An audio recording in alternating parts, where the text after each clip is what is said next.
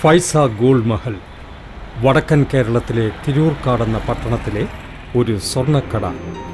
ഇബ്രാഹിം മേലേതിലാണ് ഇതിൻ്റെ ഉടമസ്ഥൻ.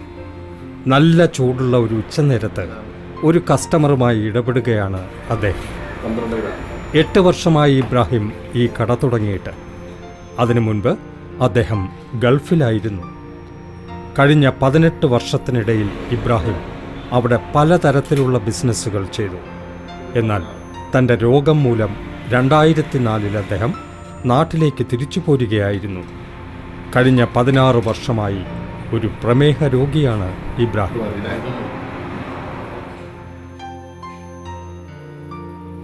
ടി രാധാകൃഷ്ണൻ, കോഴിക്കോട്ടെ ഒരു കൈത്തറി വസ്ത്ര വ്യാപാരി. തൻ്റെ 21 വയസ്സ് പ്രായമുള്ള മകനുമൊത്ത് വീട്ടിലിരുന്ന് CCTVയിലൂടെ കടയിൽ നടക്കുന്ന കാര്യങ്ങൾ നിരീക്ഷിക്കുകയാണ് അദ്ദേഹം. ഈയിടെയായി വൈകിയാണ് അദ്ദേഹം കടയിലെത്താറുള്ളത്. കഴിഞ്ഞ 17 വർഷമായി പ്രമേഹ രോഗം രാധാകൃഷ്ണനെ അലട്ടുന്നുണ്ട്. ഇബ്രാഹിമും രാധാകൃഷ്ണനും കേരളത്തിലെ പ്രമേഹ രോഗികളിൽ ഒറ്റപ്പെട്ട 2 പേർ മാത്രമല്ല. പ്രമേഹ രോഗികളെ കൊണ്ട് കേരളം നിറഞ്ഞിരിക്കുന്നു. രാജ്യത്തെ പ്രമേഹ തലസ്ഥാനം എന്നാണ് ശരിക്കും കേരളം അറിയപ്പെടുന്നത് തന്നെ. വേൾഡ് ഡയബറ്റിസ് ഫൗണ്ടേഷൻ്റെ കണക്കനുസരിച്ച് കേരളത്തിലെ ജനസംഖ്യയിൽ 15% പേർ പ്രമേഹ രോഗികളാണത്രേ. മലയാളികളുടെ ജീവിതം ഇത്ര ദുരിതപൂർണമാക്കിയ ഈ രോഗം യഥാർത്ഥത്തിൽ എന്താണ്? ഡയബറ്റിസ് ഒരു മെറ്റബോളിക് രോഗമാണ്. ശരീരത്തിൽ ഇൻസുലിന്റെ കുറവ് നിമിത്തമാണ് ഇതുണ്ടാകുന്നത്. വയറിന്റെ അടിഭാഗത്ത് വിലങ്ങനെ സ്ഥിതി ചെയ്യുന്ന ഗ്രന്ഥിയാണ് പാൻക്രിയാസ്. പാൻക്രിയാസ് ഉൽപ്പാദിപ്പിക്കുന്ന ഹോർമോണാണ് ഇൻസുലിൻ. നാം കഴിക്കുന്ന ഭക്ഷണം ശരീരത്തിലെ ദഹന പ്രക്രിയയിലൂടെ കടന്ന് ഗ്ലൂക്കോസായി മാറുന്നു. ഈ ഗ്ലൂക്കോസ് രക്തത്തിൽ കലരുകയും രക്തത്തിൽ പഞ്ചസാരയുടെ അളവ് വർദ്ധിക്കാൻ കാരണമാവുകയും ചെയ്യുന്നു. എന്നാൽ രക്തത്തിലെ പഞ്ചസാരയുടെ അളവ് ക്രമീകരിക്കുവാൻ ശരീരത്തിന് അതിൻ്റേതായ ഒരു സംവിധാനമുണ്ട്. അത്തരത്തിലൊന്നാണ് ഇൻസുലിൻ. പാൻക്രിയാസിലെ ബീറ്റ സെല്ലുകളാണ് ഇൻസുലിൻ ഉൽപ്പാദിപ്പിക്കുന്നത്. ഈ ഇൻസുലിൻ രക്തത്തിലുള്ള ഗ്ലൂക്കോസിനെ ശരീരത്തിലെ വിവിധ സെല്ലുകളിൽ കടക്കാൻ അനുവദിക്കുകയും പിന്നീടത് ഊർജമായി മാറ്റുകയും ചെയ്യുന്നു. ശരീരത്തിലെ പേശികളും കലകളും പ്രവർത്തിക്കുന്നതിന് ഈ ഊർജം ആവശ്യമാണ്. ഇപ്രകാരമാണ് രക്തത്തിലെ ഗ്ലൂക്കോസിൻ്റെ അളവ് ക്രമീകരിക്കപ്പെടുന്നത്. അതായത് തൻ്റെ അടയ്ക്കാത്തോട്ടത്തിൽ പണിയെടുക്കുന്ന 65 വയസ്സുള്ള കുഞ്ഞുമോന് ഈ ജോലി ചെയ്യാൻ ഊർജം നൽകുന്നത് രക്തത്തിലുള്ള ഗ്ലൂക്കോസും രക്തത്തിലെ പഞ്ചസാരയുടെ അളവ് നിയന്ത്രിക്കുന്നത് പാൻക്രിയാസ് ഉൽപ്പാദിപ്പിക്കുന്ന ഇൻസുലിനുമാണ്. എന്നാൽ പ്രമേഹമുണ്ടാകുമ്പോൾ ശരീരത്തിലെ പഞ്ചസാരയുടെ അളവ് ക്രമീകരിക്കുന്ന സംവിധാനം തകരാറിലാകുന്നു. ഒന്നുകിൽ ബീറ്റ സെല്ലുകൾ പ്രവർത്തനരഹിതമാകുന്നതോടെ പാൻക്രിയാസ് വളരെ കുറഞ്ഞ അളവിൽ മാത്രം ഇൻസുലിൻ ഉൽപ്പാദിപ്പിക്കുകയോ അല്ലെങ്കിൽ ഉൽപ്പാദിപ്പിക്കപ്പെടുന്ന ഇൻസുലിൻ ശരീരം വേണ്ട വിധത്തിൽ ഉപയോഗിക്കാതിരിക്കുകയോ ചെയ്യുന്നു. ഇവിടെ 2 പ്രശ്നങ്ങളുണ്ട്. അതായത് ശരീരത്തിന് ആവശ്യമുള്ള ഇൻസുലിൻ പാൻക്രിയാസ് ഉൽപ്പാദിപ്പിക്കാതിരിക്കുകയും ഉണ്ടാകുന്ന ഇൻസുലിൻ ആവശ്യത്തിന് ഉപകരിക്കാതിരിക്കുകയും ചെയ്യുന്ന അവസ്ഥയുണ്ടാകുന്നു. ശരീരം ഇൻസുലിനോട് വേണ്ട വിധത്തിൽ പ്രതികരിക്കാതിരിക്കുന്നത് മൂലം ഇൻസുലിന്റെ അളവ് കുറയുകയും പഞ്ചസാരയെ മാറ്റിയെടുക്കാൻ കഴിയാതെ വരികയും ചെയ്യുന്നു. സെല്ലുകളിൽ പ്രവേശിച്ച് ഊർജമായി മാറേണ്ട പഞ്ചസാരയ്ക്ക് അതിന് കഴിയാതെ വരികയും പിന്നീട് ഊർജം ഉൽപ്പാദിപ്പിക്കുന്നതിനുള്ള ശേഖരമായി മാറാൻ പഞ്ചസാരയ്ക്ക് സാധിക്കാതിരിക്കുകയും ചെയ്യുന്നു. ഇതുമൂലം രക്തക്കുഴലുകളിലുള്ള പഞ്ചസാരയുടെ അളവ് വർദ്ധിക്കുന്നു. ടിഷ്യൂസുകൾക്ക് ദോഷമുണ്ടാക്കുന്നതാണ് അടിസ്ഥാനപരമായി പഞ്ചസാര. ഇത് ശരീരത്തിലെ പല ഭാഗങ്ങൾക്കും ദോഷമുണ്ടാക്കുന്നു. ഡോക്ടർ വിപിൻ മിശ്ര വളരെ തിരക്കുള്ള ഒരു ഡോക്ടറാണ്. അദ്ദേഹം ഡൽഹിയിലെ അറിയപ്പെടുന്ന പ്രമേഹ രോഗ വിദഗ്ധനും നിരവധി പ്രമേഹ രോഗികളെ ചികിത്സിക്കുന്നയാളുമാണ്. അദ്ദേഹത്തിൻ്റെ അഭിപ്രായത്തിൽ ഇന്ത്യക്കാർക്ക് പ്രമേഹമുണ്ടാകാനുള്ള പ്രവണത ജനിതകമായി തന്നെ ഉണ്ട്. പാശ്ചാത്യരിൽ നിന്ന് വ്യത്യസ്തമായ ജനിതക ഘടനയാണ് ഇന്ത്യക്കാർക്കുള്ളതെന്ന കാര്യമാണ് ആദ്യമായി മനസ്സിലാക്കേണ്ടത്. നമ്മുടെ ജീനുകൾ വ്യത്യസ്തമാണ്. അക്കാരണം കൊണ്ട് തന്നെ വയറിനു ചുറ്റും കൊഴുപ്പ് അടിഞ്ഞുകൂടുകയും ചെയ്യുന്നു. പാശ്ചാത്യരിൽ ഈ കൊഴുപ്പ് ശരീരം മുഴുവൻ വ്യാപിച്ചു കിടക്കുമ്പോൾ നമ്മുടെ വയറിന്റെ ഉന്തി നിൽക്കുന്ന മേഖലകളിലാണ് ഇതുണ്ടാകുന്നത്. ഈ കാരണം കൊണ്ട് നമ്മുടെ ശരീരം ഇൻസുലിനെ പ്രതിരോധിക്കുകയും പാശ്ചാത്യരിൽ ചെയ്യുന്നത് പോലെ അതിനോട് പ്രതികരിക്കുന്നുമില്ല. ഈ പ്രവണത മൂലമാണ് നമുക്ക് പ്രമേഹമുണ്ടാകാനുള്ള സാധ്യത കൂടുതലുള്ളത്. ഈ ജനിതക പ്രവണതകൾക്കൊപ്പം ഭക്ഷണരീതി മാറുകയും അലസത നിറഞ്ഞ ജീവിതശൈലി കൂടുതലാവുകയും ആഡംബരങ്ങളും സുഖസൗകര്യങ്ങളും വർദ്ധിക്കുകയും ചെയ്തതോടെ രാജ്യത്ത് പ്രമേഹ രോഗികളുടെ എണ്ണം ക്രമാതീതമായി വർദ്ധിച്ചിരിക്കുന്നു. ഈ അടുത്ത കാലത്ത് ഭക്ഷണ മേഖലയിലുണ്ടായ വിപ്ലവം കാരണം പഞ്ചസാരയും എണ്ണയും ഉപയോഗിച്ചിട്ടുള്ളതും കാലറി കൂടുതലുള്ളതുമായ ഭക്ഷണങ്ങൾ ധാരാളം ലഭ്യമാണ്. മറ്റൊന്ന്, പല കാരണങ്ങൾ കൊണ്ട് നമ്മുടെ വ്യായാമം ചെയ്യാനുള്ള ശീലങ്ങളും കുറഞ്ഞിട്ടുണ്ട്. കേരളത്തെ സംബന്ധിച്ചിടത്തോളം ഇത് വളരെ ശരിയാണ്. ഇന്ത്യയിലെ ഏറ്റവും അധികം നഗരവൽക്കരിക്കപ്പെട്ട സംസ്ഥാനമാണ് കേരളം. ഇവിടെ നഗരങ്ങളും ഗ്രാമങ്ങളും തമ്മിൽ വേർതിരിവില്ലാതെ നിലകൊള്ളുന്നു. വീട്ടുപകരണങ്ങളുടെയും ആഡംബര വസ്തുക്കളുടെയും വലിയൊരു വിപണിയാണ് കേരളം. ഇത് ജനങ്ങളുടെ ജീവിതത്തെ കൂടുതൽ ആയാസരഹിതമാക്കിയിട്ടുണ്ട്. കഴിഞ്ഞ കുറേ വർഷങ്ങളായി സാക്ഷരതാ നിരക്കിലുണ്ടായിട്ടുള്ള കുതിച്ചുചാട്ടം കേരളത്തിൻ്റെ ജനജീവിതത്തെ തന്നെ സാരമായി മാറ്റിമറിച്ചിട്ടുണ്ട്. ഡോക്ടർ വി ശ്രീനിവാസൻ വടക്കൻ കേരളത്തിലെ സുൽത്താൻ ബത്തേരിയിലുള്ള ഒരു പ്രമേഹ രോഗ ചികിത്സകനാണ്. ഇപ്പോൾ പാടത്ത് ജോലി ചെയ്യാൻ പോലും ഒരാളെ കിട്ടുക എന്നത് അത്ര എളുപ്പമുള്ള കാര്യമല്ല. തെങ്ങുകയറ്റക്കാരെയാണെങ്കിൽ ഒട്ടും തന്നെ കിട്ടാനില്ല. ദൈനംദിന കൃഷിപ്പണിക്ക് പോലും ഒരാളെ കണ്ടെത്തുക ബുദ്ധിമുട്ടാണ്. എല്ലാവർക്കും വെള്ളക്കോളർ ജോലികളിലാണ് താല്പര്യം. ഇതോടെ കായികാധ്വാനമുള്ള ജോലി ചെയ്യുന്നവരുടെ എണ്ണം വളരെ കുറഞ്ഞു. പൂർണ്ണമായി സുഖപ്പെടുത്താവുന്ന ചികിത്സകളൊന്നും തന്നെ പ്രമേഹത്തിന് നിലവിലില്ല. പരമ്പരാഗതമായ ചികിത്സാ രീതികളാകട്ടെ രോഗത്തെ എങ്ങനെ നിയന്ത്രിക്കാം എന്ന് മാത്രമാണ് ലക്ഷ്യമിടുന്നത്. മരുന്നുകൾക്കൊപ്പം ജീവിതശൈലി മാറ്റാനും ഭക്ഷണശീലത്തിൽ നിയന്ത്രണം കൊണ്ടുവരാനും ഡോക്ടർമാർ തങ്ങളുടെ രോഗികളെ ഉപദേശിക്കാറുണ്ട്. രക്തത്തിലെ പഞ്ചസാരയുടെ അളവ് കുറച്ചുകൊണ്ടുവരാനാണ് മരുന്നുകൾ. ചില സന്ദർഭങ്ങളിൽ ഇൻസുലിൻ കുത്തിവയ്പും നടത്താറുണ്ട്. പ്രമേഹ രോഗികൾ ജീവിതകാലം മുഴുവൻ ഈ രോഗത്തിൻ്റെ ബുദ്ധിമുട്ടുകൾ അനുഭവിക്കുന്നവരാണ്. അവർക്ക് പ്രായമേറും തോറും അതിൻ്റെ തീവ്രതയും കൂടുന്നു. ഇതുകൊണ്ട് ഒരുപാട് പ്രയാസങ്ങളുണ്ടായിട്ടുണ്ട്. ചില പ്രയാസങ്ങൾ അന്ന് മുതൽക്ക് ഇന്ന് വരെയും പ്രയാസങ്ങൾ, പടുത്ത ദിവസം വരെ പ്രയാസങ്ങളുണ്ട്. അതായത് സദാസമയങ്ങൾ ക്ഷീണം, പിന്നെ ഉറക്ക തൂങ്ങിക്കൊണ്ട് വരിക, പിന്നെ വയറിൽ കാളിച്ച വരും, പിന്നെ കൈകാലിൻ്റെ ഉള്ളിൽ കൂടെ ഇങ്ങനെ രണ്ട് കാലിൻ്റെ അടി കൂടി ഇങ്ങനെ ഒരു സൈസ് വേദന കുത്തിച്ചു കൊടുത്തിട്ട് ഇങ്ങനെ വരും. പിന്നെ ആകെ വിയർത്തിട്ട് ഇപ്പോൾ നല്ലോണം വിശന്ന സമയമാണ് നമുക്ക് തോന്നും. ആ സമയത്ത് വയറ്റ് കാളിച്ചുണ്ടാവും, വിയർപ്പ് വന്നിട്ട് കുഴഞ്ഞ് ശരീരമൊക്കെ പറ്റ തളർന്നിട്ട്. കഴിഞ്ഞ 16 വർഷമായി പല വിധത്തിലുള്ള ചികിത്സകളും ഇബ്രാഹിം നടത്തുന്നുണ്ടെങ്കിലും അതുകൊണ്ടൊന്നും വലിയ ഫലമുണ്ടായിട്ടില്ല. ആദ്യം മുതൽക്ക് അലോപ്പതി, പിന്നെ കുറച്ചൊക്കെ ആയുർവേദിക്ക്, പിന്നെ വീണ്ടും അലോപ്പതിക്ക് ഒക്കെ തിരിച്ചു വന്ന് അങ്ങനെ ഒരു 15.5 വർഷത്തോളം ഇങ്ങനെ പോകുന്നത്. പിന്നെ ഒരു 6 മാസം മുമ്പ് യോഗ ക്ലാസ്സിൽ ചേർന്ന് തുടർന്ന് വരുന്നതുകൊണ്ട് പ്രത്യേകിച്ച് ഫലങ്ങളൊന്നും. എന്നാൽ ഇബ്രാഹിമിന് പ്രതീക്ഷ നഷ്ടപ്പെട്ടിട്ടില്ല. അങ്ങനെയാണ് ഒരു വേനൽക്കാലത്ത് മറ്റ് ധാരാളം പേർക്കൊപ്പം ഡോക്ടർ MV പ്രസാദിൻ്റെ ഇടുങ്ങിയ ക്ലിനിക്കിൽ അദ്ദേഹം പ്രമേഹ രോഗികൾക്കായി നടത്തുന്ന കൗൺസിലിംഗ് ക്ലാസ്സിൽ ഇബ്രാഹിമും പങ്കെടുക്കുന്നത്. ഡോക്ടർ പ്രസാദിനെക്കുറിച്ച് ഈയിടെയായി പ്രമേഹ രോഗികൾക്കിടയിൽ ഏറെ ചർച്ച ചെയ്യപ്പെടുന്നുണ്ട്. പ്രമേഹം ശാശ്വതമായി ഇല്ലാതാക്കാൻ ഫലപ്രദമായ ഒരു മാർഗം കണ്ടെത്തിയതായി അദ്ദേഹം അവകാശപ്പെടുന്നു. കേരളത്തിലെ വയനാട് ജില്ലയിലുള്ള കേണിച്ചിറ എന്ന ഗ്രാമത്തിൽ സ്ഥിതി ചെയ്യുന്ന ഫ്രണ്ട്സ് ഓഫ് ഡയബറ്റീസ് എന്നറിയപ്പെടുന്ന അദ്ദേഹത്തിൻ്റെ ക്ലിനിക്കിൽ ജനങ്ങൾ കൂട്ടം കൂട്ടമായി എത്തിച്ചേരുന്നു. രോഗത്തോടും അതിൻ്റെ ചികിത്സയോടുമുള്ള അദ്ദേഹത്തിൻ്റെ സമീപനം തീർത്തും വ്യത്യസ്തമാണ്. പാൻക്രിയാസ് ഗ്രന്ഥിയുടെ കേട് കാരണം രക്തത്തിലെ പഞ്ചസാരയുടെ അളവ് കൂടിപ്പോകുന്നതിനാണ് പൊതുവെ പ്രമേഹം എന്ന് പറയുന്നത്. അപ്പോൾ രക്തത്തിലെ പഞ്ചസാരയുടെ അളവ് കൂടാനുള്ള കാരണം പാൻക്രിയാസ് ഗ്രന്ഥിയുടെ അകത്തുള്ള ബീറ്റാ സെൽസ് ഡെഡായി പോകുന്നുള്ള കാഴ്ചപ്പാടിലാണ് പൊതുവെ പ്രമേഹത്തെ എല്ലാവരും കൈകാര്യം ചെയ്യുന്നത്. എൻ്റെ കാഴ്ചപ്പാടിൽ പാൻക്രിയാസ് ഗ്രന്ഥിയുടെ beta cells are not dead, പക്ഷേ അത് ഉറങ്ങിപ്പോകാനാണ് സാധ്യത ടൈപ്പ് 2 ഡയബറ്റീസിൽ. അപ്പോൾ ആ ടൈപ്പ് 1 ഡയബറ്റീസിനോടും ടൈപ്പ് 2 ഡയബറ്റീസിനുള്ള കാഴ്ചപ്പാട് കുറച്ച് മാറി ചിന്തിക്കണം.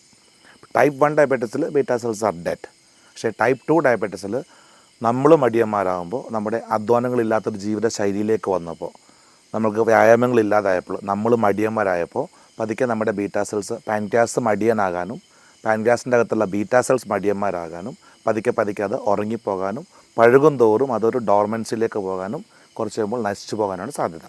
അപ്പോൾ നമ്മുടെ സമൂഹത്തിലുള്ള തുടക്കക്കാർ പ്രമേഹക്കാർക്ക് ഒരു 60-70% പേർക്കും ഇപ്പോഴും പ്രമേഹം ആയിട്ടുണ്ടാവില്ല. Beta cells ഉറങ്ങിക്കിടക്കുന്നുണ്ടാവുള്ളൂ. ഈ ബീറ്റാ സെൽസ് എഴുന്നേൽപ്പിച്ചെടുക്കുക എന്നുള്ളതാണ് എൻ്റെ ട്രീറ്റ്മെൻറ്റിൻ്റെ രീതി. കഴിഞ്ഞ 15 വർഷമായി ഡോക്ടർ MV പ്രസാദ് വയനാട്ടിൽ തൻ്റെ ചികിത്സ നടത്തുന്നു. കോഴിക്കോട് മെഡിക്കൽ കോളേജിൽ പഠിച്ചിട്ടുള്ള അദ്ദേഹം യഥാർത്ഥത്തിൽ കൊച്ചിക്കാരനാണ്.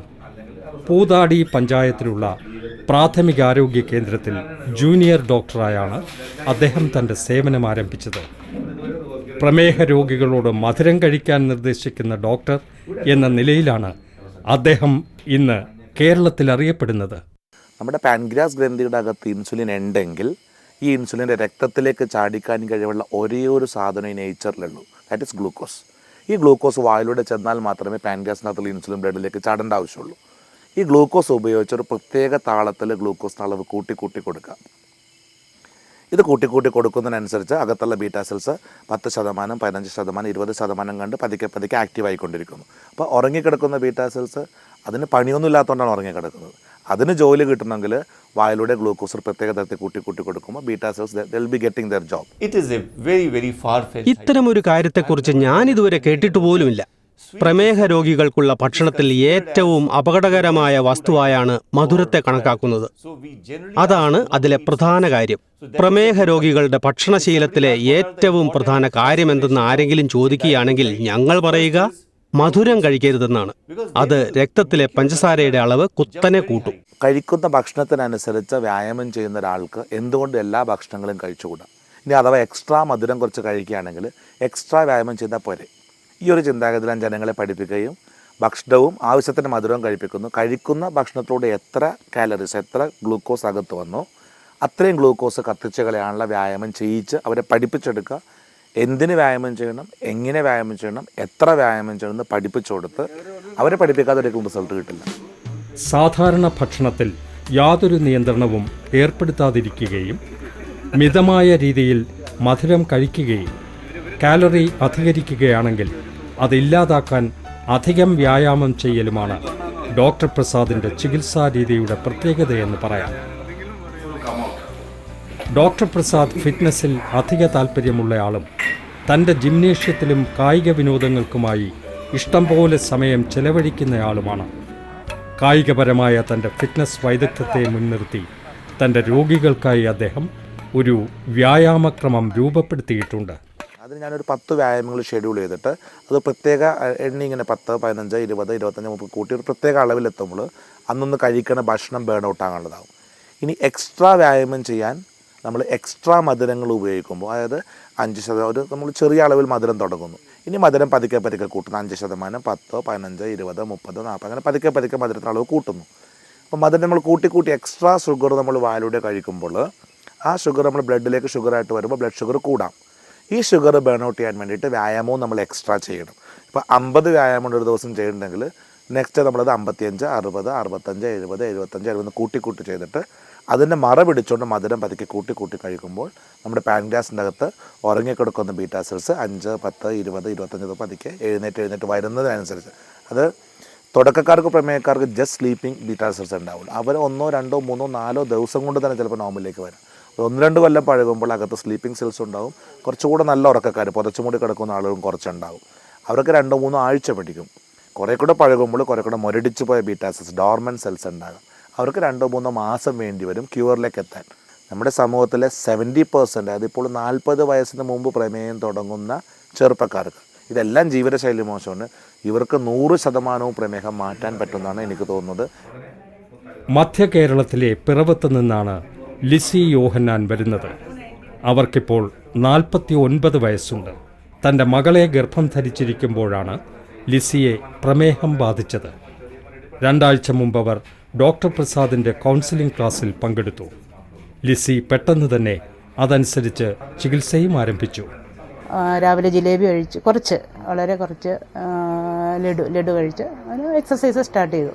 അത് പറഞ്ഞാൽ കൂട്ടി കൊണ്ടുവന്ന് ഇപ്പോൾ ഒരു 90 വെച്ച് 2 നേരം, രാവിലെ 90 വൈകുന്നേരം 90 വെച്ച് എല്ലാ എക്സസൈസും ചെയ്ത് കഴിഞ്ഞിട്ടാണ് ഇന്നലെ ഇപ്പോൾ ഡോക്ടർ പറഞ്ഞ് വരുന്നതിൻ്റെ തലേ ദിവസം ഫാസ്റ്റിങ്ങിലും ആഫ്റ്റർ ഫുഡ് രാവിലെ ഉച്ചയ്ക്കും നോക്കാൻ പറഞ്ഞു. അങ്ങനെ നോക്കിയപ്പോൾ 130 അത് നോർമൽ ഇതിൽ വന്നു. തൻ്റെ അനുജൻ ഇങ്ങനെ കൊയിലാണ്ടി ഭാഗത്തുനിന്ന് ഒരാൾക്ക് വളരെ സുഖമുണ്ട്, അതുകൊണ്ടൊന്ന് പോകണമെന്ന് പറഞ്ഞിട്ട് അങ്ങനെ ഞാൻ ആദ്യമായിട്ട് നളന്തയിൽ ഇതിൻ്റെ ഒരു കൗൺസിലിംഗ് ഉണ്ടായിരുന്നു. അവിടെ പോയി അന്ന് വൈകുന്നേരം മുതൽക്ക് തന്നെ ഈ എക്സസൈസും കാര്യങ്ങളൊക്കെ ഞാൻ തുടങ്ങി. 30 വെച്ചിട്ട് അങ്ങനെ എക്സസൈസ് ഓരോന്ന് 30 വെച്ചിട്ട് തുടങ്ങി. അവിടുന്ന് ഒരു 10 ദിവസം കഴിയുമ്പോഴത്തേക്ക് തന്നെ എനിക്ക് ശാരീരികമായിട്ട് വലിയൊരു ആശ്വാസം ഉണ്ടായി. അപ്പോൾ എക്സസൈസ് ചെയ്യുന്നുണ്ട്, റെഗുലറായിട്ട് ചെയ്യുന്നുണ്ട്, മധുരവും കഴിക്കുന്നുണ്ട് 5 നേരം.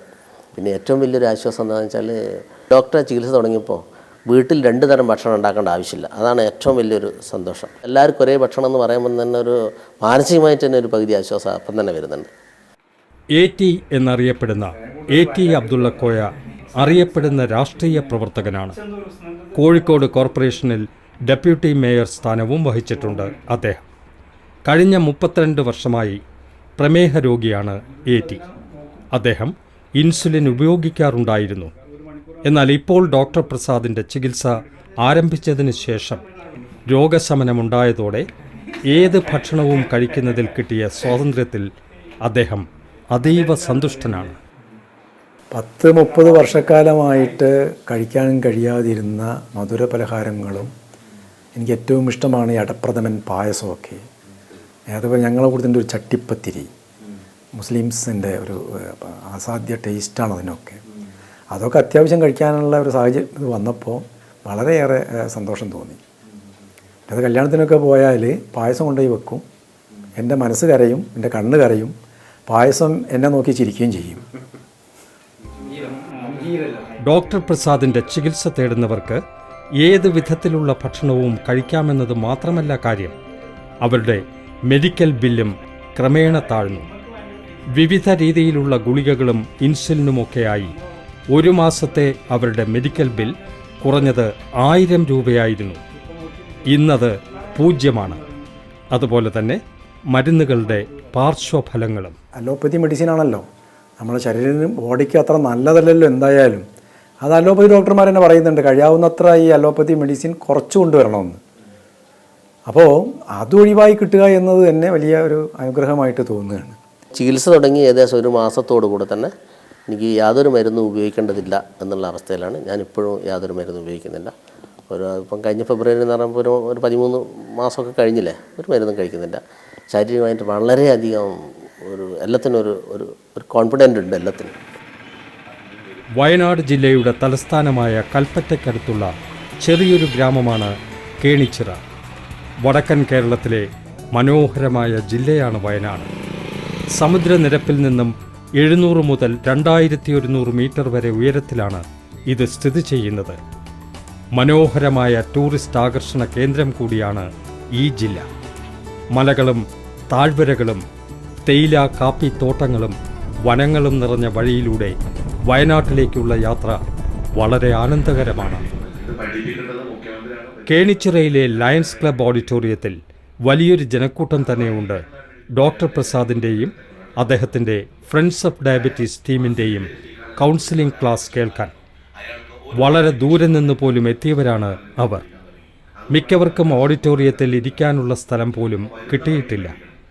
എങ്കിലും വ്യായാമത്തിൻ്റെ മേന്മയെക്കുറിച്ച് അദ്ദേഹം സംസാരിക്കുമ്പോൾ വളരെ ശ്രദ്ധയോടെ അവർ കേട്ടുകൊണ്ടിരിക്കുന്നു.